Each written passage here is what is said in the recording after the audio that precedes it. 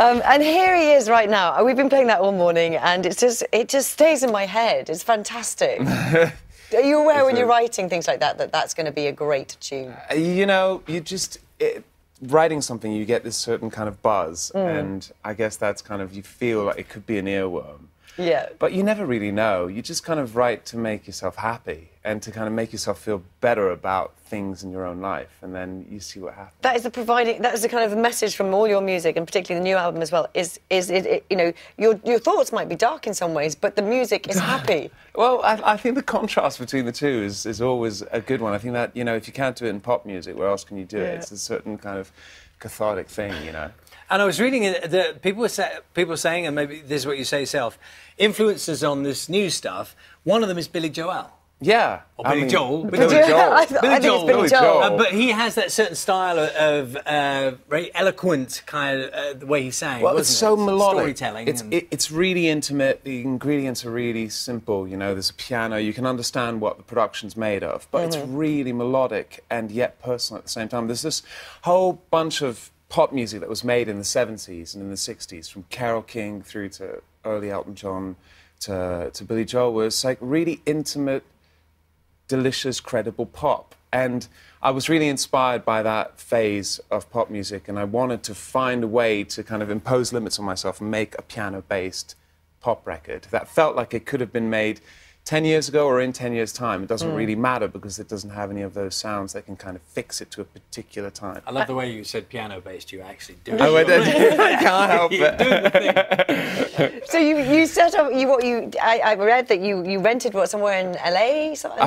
I found a house. Well, I started in a very big studio. My record company put me at this amazing studio called Conway in Los Angeles. I've made all my albums there, just because the musicians are brilliant. And but I've never really written an album there. So I started off at Conway. It lasted about a week and a half, and then because it felt there was too much pressure in a big commercial studio, found this house online. Yeah. Like everyone does. I moved in and I bought a computer, and I started making an album with a rented piano and a bunch of musicians, and we just stayed in this little bubble in this little house from the 50s and wrote this really kind of almost vintage pop sounding album. Well, should we have a little taster now? I think we're going to hear the single now, Talk About You. Yeah.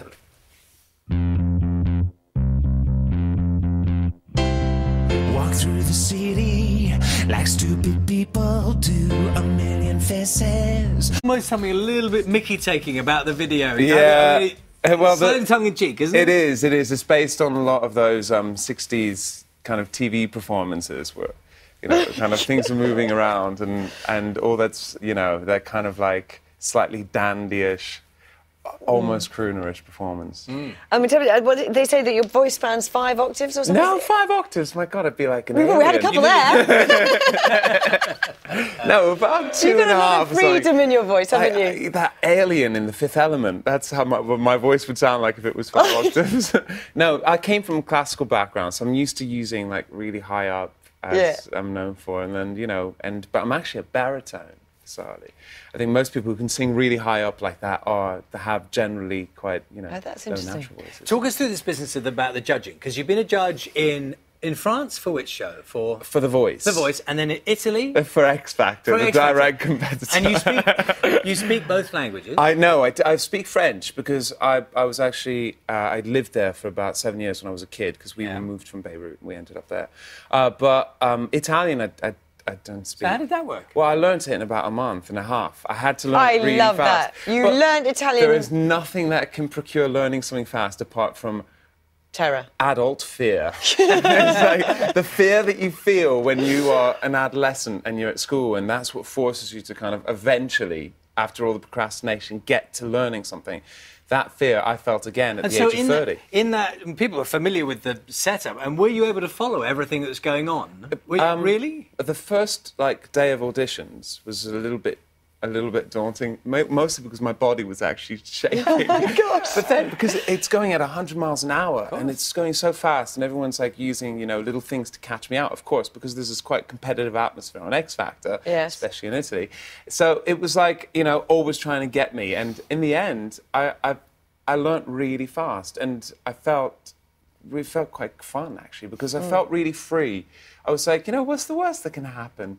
I'm trying, I'm doing something scary. And I had always said no to television for so long.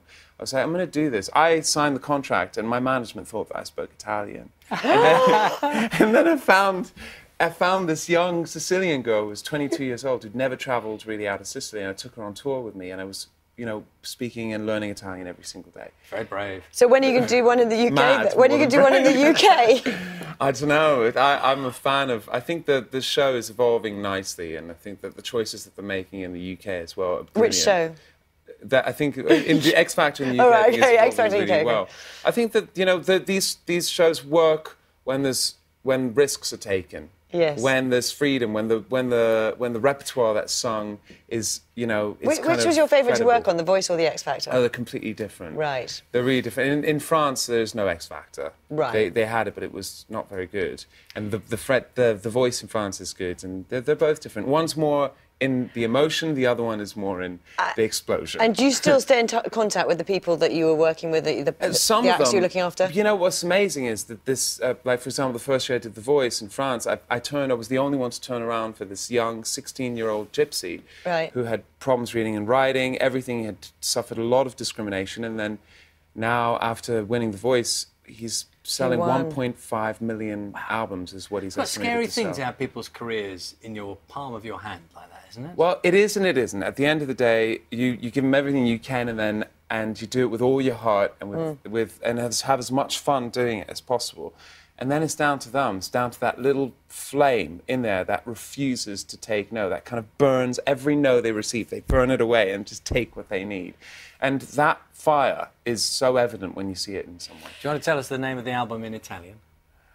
Well, in English, it's No Place in Heaven. Yeah. In Italian, I've been... Test. But you know what? I was in France the whole week, and they were all going, le nouveau album, No Place in Heaven. Oh, I was you like, see? Heaven, Just it's so much better. So you do it with an accent. Non c'è spazio in paradiso. Very Per me. good. It sounded good to me. Bueno. Thank you so wasn't much. Italian. Lovely seeing you. Thank you.